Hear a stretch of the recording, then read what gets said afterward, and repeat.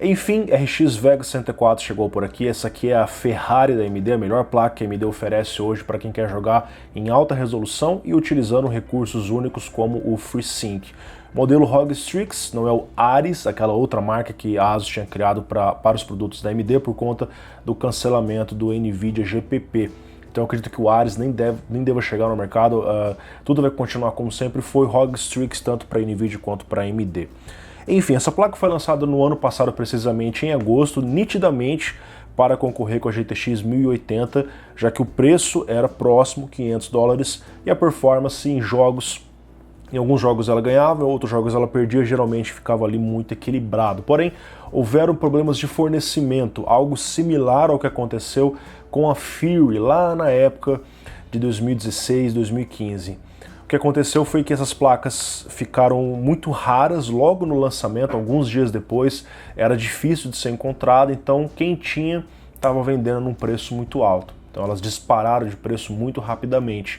Aqui no Brasil, então, nem se fala, o nosso mercado, infelizmente, passa por um problema muito sério por conta da burocracia, alta do dólar, impostos, tudo isso junto, acaba atrasando ainda mais os produtos. Você vê que no ano passado era muito difícil encontrar Vega. Quando você encontrava, eram os modelos referências, que até apareciam ali na faixa dos R$3.000, mas quando começou a chegar os modelos diferenciados, eles entraram em valores bem salgados. Ainda mais porque a alta da mineração estava aí latente aqui no nosso mercado, no mercado internacional também, e os mineradores descobriram que as Vegas também rendiam muito na mineração. Então, quando tinha, ia para a mineração, dificilmente vinha para o mercado gamer. Enfim, pessoal, essa placa chegou a custar algo em torno dos R$6.000 no Brasil. Hoje custa R$4.200 esse modelo ROG Strix. Tem modelos da Gigabyte custando R$3.779 atualmente em uma das lojas aqui no nosso mercado brasileiro. Vamos fazer um unboxing dessa placa, vamos conhecer ela em mais detalhes. Em breve eu trago para vocês mais testes. Hoje eu vou fazer teste de temperatura e overclock para ver rapidamente o que ela aguenta, e nos próximos vídeos eu vou trazer aí os testes em jogos para vocês, ok? Vamos lá.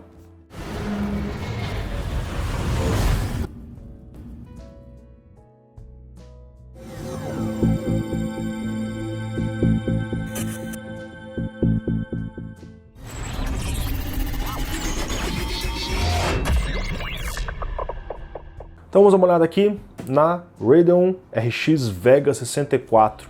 Aqui você já vê o visual da placa, na verdade muito parecido em relação a outras placas da ASUS.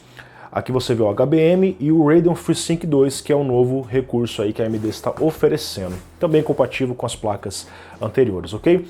Os principais recursos da placa: Wingblade, AuraSync para sincronizar, GPU Tweak, que é o software, Alta Extreme Technology, que é o processo de produção automatizado, ASUS Fan Connect, você pode conectar as fãs do gabinete diretamente na placa de vídeo para que as fãs fiquem silenciosas quando você não está jogando e as fãs acelerem um pouco mais quando você está jogando, para manter o seu gabinete bem refrigerado. Essa garantia aqui, ó, de 3 anos na caixa, infelizmente não é cumprida no Brasil. Quero avisar vocês que atualmente a ASUS oferece apenas 1 ano em placas de vídeo aqui no Brasil, ok?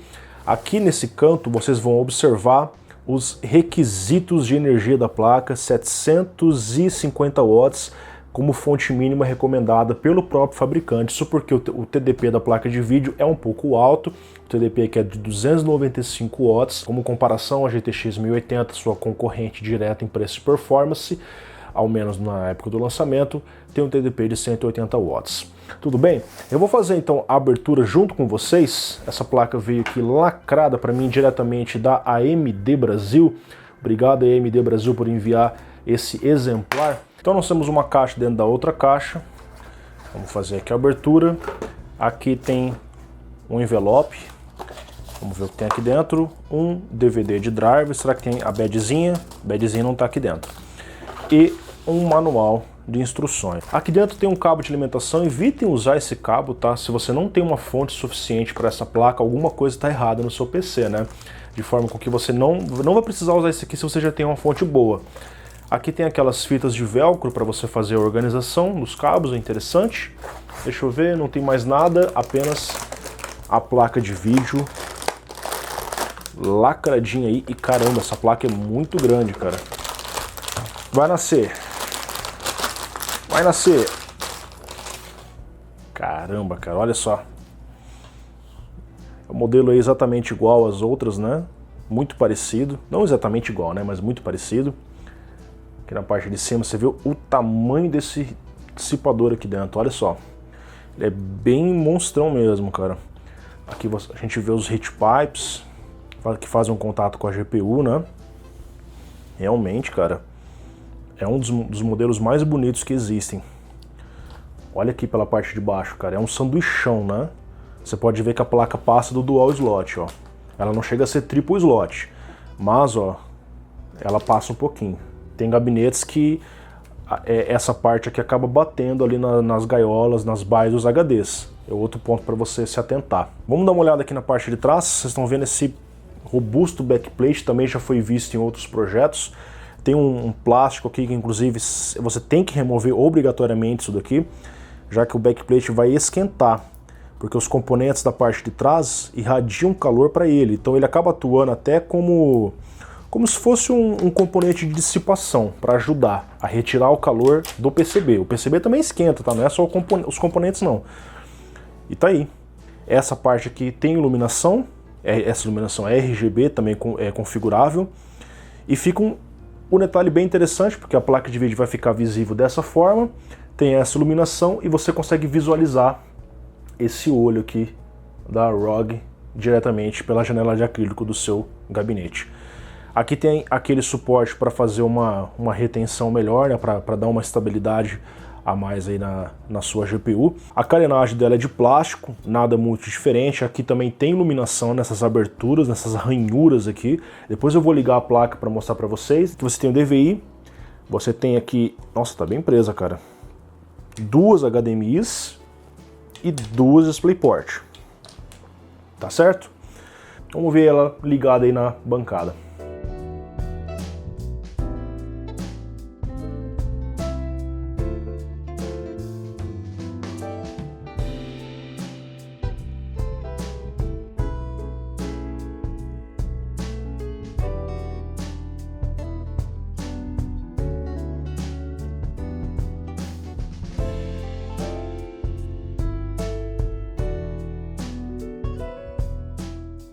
Então vamos dar uma olhada aqui nas especificações oficiais e daqui a pouquinho vou fazer um teste de temperatura. O nome da placa é RX Vega, GPU Vega 10. Observe que ela tem um barramento aqui realmente muito alto, de 2048 bits. Essa é a razão pela qual a frequência da memória trabalha muito baixa. Essa aqui é uma memória do tipo HBM2, conforme está escrito aqui, da Samsung. Então ela trabalha numa frequência muito baixa, mas como o barramento é muito grande, a largura de banda final é uma largura de banda alta.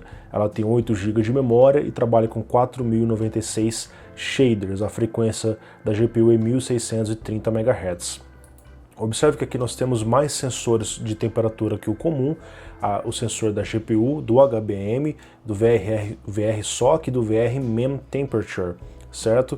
E a temperatura está relativamente alta para uma placa que está em estoque. Observe que o estoque dela, ela trabalha aqui em 40 MHz, bem baixinha, e de 500 a 800 MHz na memória. A memória, por algum motivo, não fica bem baixa também, ela fica em frequências altas. O motivo pelo qual está aqui em 50 graus é porque esse modelo trabalha com fan stop. Então as fãs ficam paradas na área de trabalho e é por isso que a placa fica um pouquinho quente assim na área de trabalho, embora isso aqui não seja uma temperatura preocupante. Aqui nós temos o sensor GPU Only Power Draw, que é o consumo único da própria GPU, certo?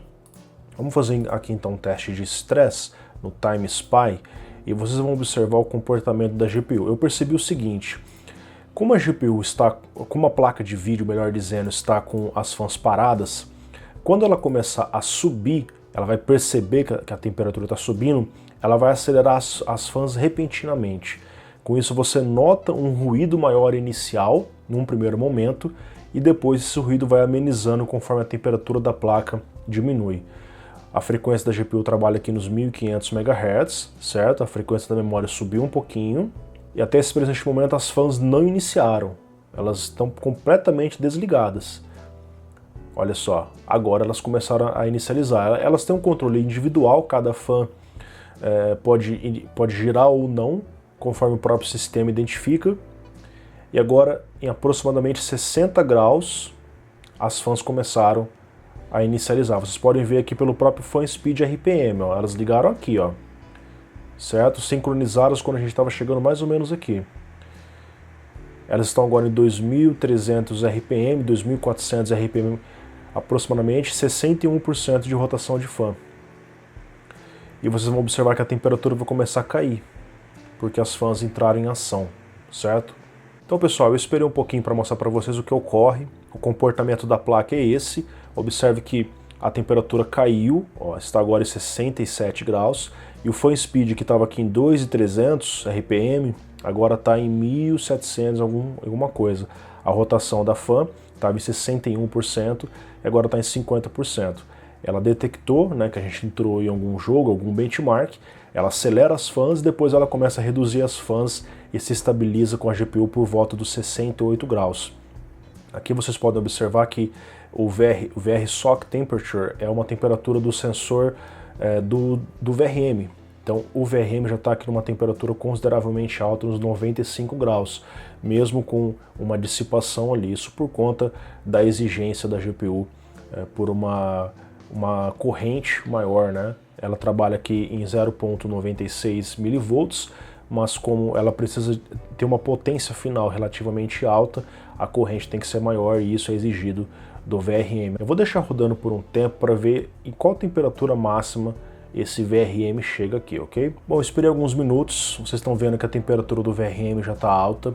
Isso que eu estou testando a placa na bancada e com temperatura ambiente 24 graus, né?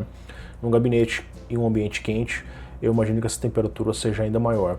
Existem basicamente 3 ou 4 formas de providenciar uma temperatura menor para o VRM. A primeira é você aumentar a quantidade de fases e assim distribuir a carga entre elas.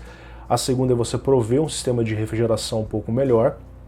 A terceira é você providenciar uma GPU que seja energeticamente mais eficiente, que não exija tanto do VRM. E a quarta é um conjunto entre esses 3 itens, 2 deles ou os 3 ao mesmo tempo, ok?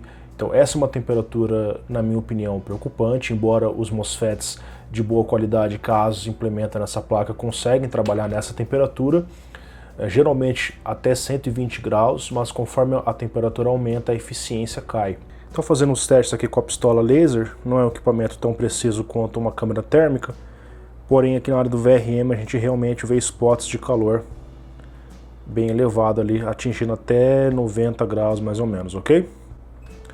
E eu estava pesquisando aqui, nessa pequena pausa que eu fiz, uns 30 minutos deixando o teste rodar, e o site Guru 3D fez o review dessa Vega 64 e ele encontrou um spot de calor acima dos 100 graus, justamente na área do VRM. Ele usou uma câmera térmica FLIR, ou FLIR, né? Então, isso aqui provavelmente está correto. Eu não vou fazer um teste de overclock nesse primeiro momento. Eu vi alguns reviews fazendo overclock dessa placa e tiveram bastante limite, eles não conseguiram subir muito, e eu imagino que o motivo seja justamente o VRM. Conforme você sobe, ó, aqui a gente já até experimenta um certo throttling, né? Conforme a temperatura sobe, o throttling começa a ocorrer, a eficiência vai diminuindo, né? Então, eu acredito que nesse projeto o fator que limita é justamente a temperatura do VRM. A gente pode fazer um teste depois relacionado a isso, se vocês quiserem, eu volto a falar novamente aí, tudo bem? Sua opinião é muito importante, deixe seu comentário aqui embaixo. Um grande abraço a todos e até mais!